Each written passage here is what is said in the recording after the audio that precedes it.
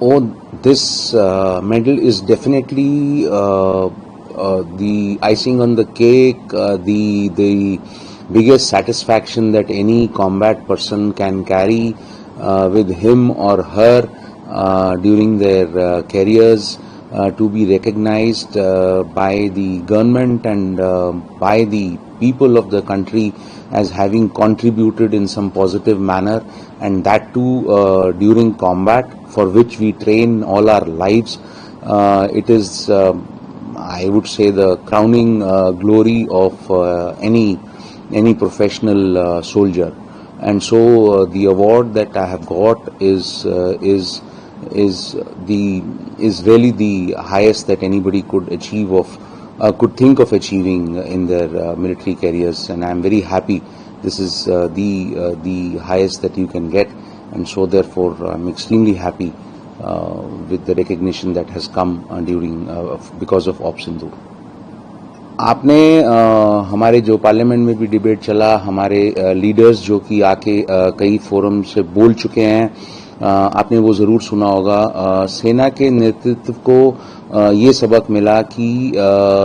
आज जिस हालत में हम अपनी दुनिया को देखते हैं, आत्मनिर्भर बनना ही एक ऐसा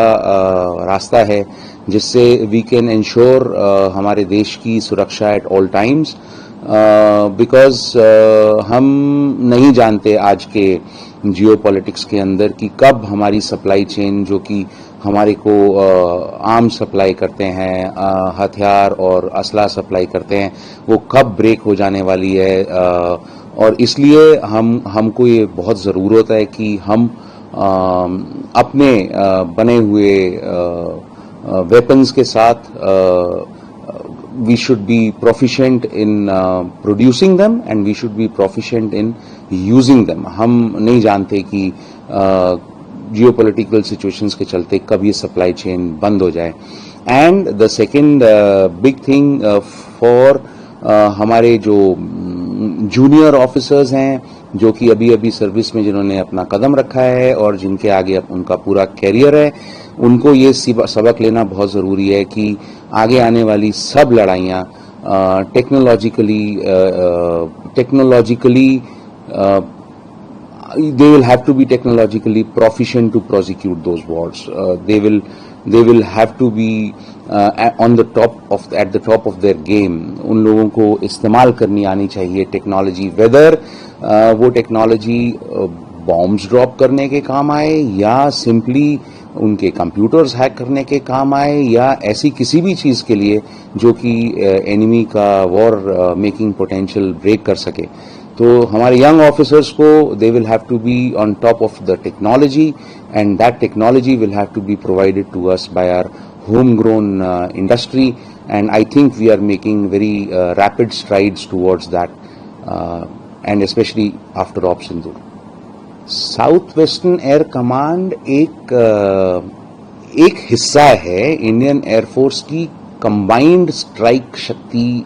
को प्रोजेक्ट करने के लिए। हम लोगों ने ये काम अकेले नहीं किया। South western air command, western air command, army के यूनिट्स, हम सब ने मिलके इस शक्ति को दिखाया। साउथ वेस्टर्न एयर कमांड का जहां तक सिर्फ साउथ वेस्टर्न एयर कमांड का रोल रहा, वो हम लोगों ने उनके एयरफील्ड्स पे अटैक किया, हम लोगों ने उनके रेडार्स पे अटैक किया। जो शुरुआत में कार्रवाई हुई, जो 7 मई की रात को हुई, वो उसके अंदर भी हम एक तरीके से इन्वॉल्व थे, लेकिन वो इन conjunction with western air command था। एंड उसके बाद जो उनके रेडार्स को डिस्ट्रॉय करने का या उनके एयरफील्ड्स पे स्ट्राइक करने का काम था, वो साउथ वेस्टर्न एयर कमांड ने किया। आपने सही कहा, ये फीलिंग एब्सोल्युटली डिस्क्राइब नहीं की जा सकती। जब मैंने आपसे कहा कि 40 इयर्स के प्रैक्टिस और 40 इयर्स के एक्सरसाइजेज और एक्सपीरियंसेस के बाद आपको ऐसा मौका मिले कि आप उस सारी ट्रेनिंग को, उस सारे एक्सपीरियंस को इस्तेमाल कर सकें और अच्छे तरीके से, और उसकी वजह से हम देश के लिए एक पॉजिटिव रिजल्ट ला सके। आज इंटरनेशनल कम्युनिटी ऑफ नेशंस के अंदर हमारा सिर ऊंचा है, हमारे देश का सिर ऊंचा है। तो ये फीलिंग तो डिस्क्राइब करने से बाहर है। आई कैन ओनली से कि बहुत अच्छा लग रहा है। बाकी आपने कहा कि बाकी एयरफोर्स या आर्म्ड फोर्सेस के ऑफिसर्स के लिए क्या सलाह दी जाए, तो मैंने आपको पहले ही बताया कि हमारे सब ऑफिसर्स को, ऑफिसर्स के अलावा हमारे सब ऑफिसर्स से जो नीचे वाले रैंक्स भी हैं, उनको भी हर तरीके से जो भी टेक्नोलॉजी हमारे सामने आ रही है इस वक्त, उसको इस्तेमाल करना आना चाहिए। और ये टेक्नोलॉजी आज एक तरीके से अपने आप को पेश करती है, और आई कैन प्रॉमिस यू कि विद इन 6 months एक नया डायमेंशन हमारे सामने आ जाएगा। तो लाइक आई सेड, जैसे मैंने पहले कहा, all officers who are part of the armed forces will have to continue to remain. इस टेक्नोलॉजी के कर्व से उनको आगे रहना पड़ेगा, और जैसे जैसे नई चीजें मार्केट में आएं, जैसे जैसे नए कॉन्सेप्ट्स हों, उनको सीखना पड़ेगा, and they will have to use their imagination to great extent to ensure कि ये टेक्नोलॉजी दुश्मन के खिलाफ कैसे इस्तेमाल की जा सकती है। South western air command Indian air force की 7 कमांड्स में से एक है, और पाकिस्तान के खिलाफ लगने वाली जो हमारी सीमा है उनमें से 2 कमांड्स में से एक है। हमारे नॉर्थ का इलाका पाकिस्तान के साथ जो लगता है, that is taken care of bye western air command, और उससे राजस्थान से नीचे और गोवा तक का इलाका जो है, उसकी रक्षा का, उसकी एयर डिफेंस का की जिम्मेदारी साउथ वेस्टर्न एयर कमांड के हिस्से में आती है।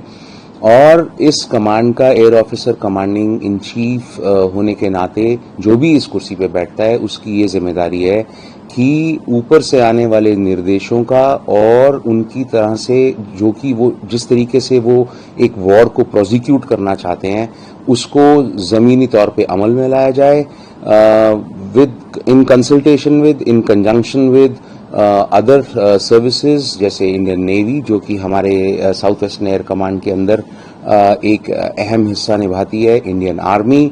And to some extent BSF and also the Indian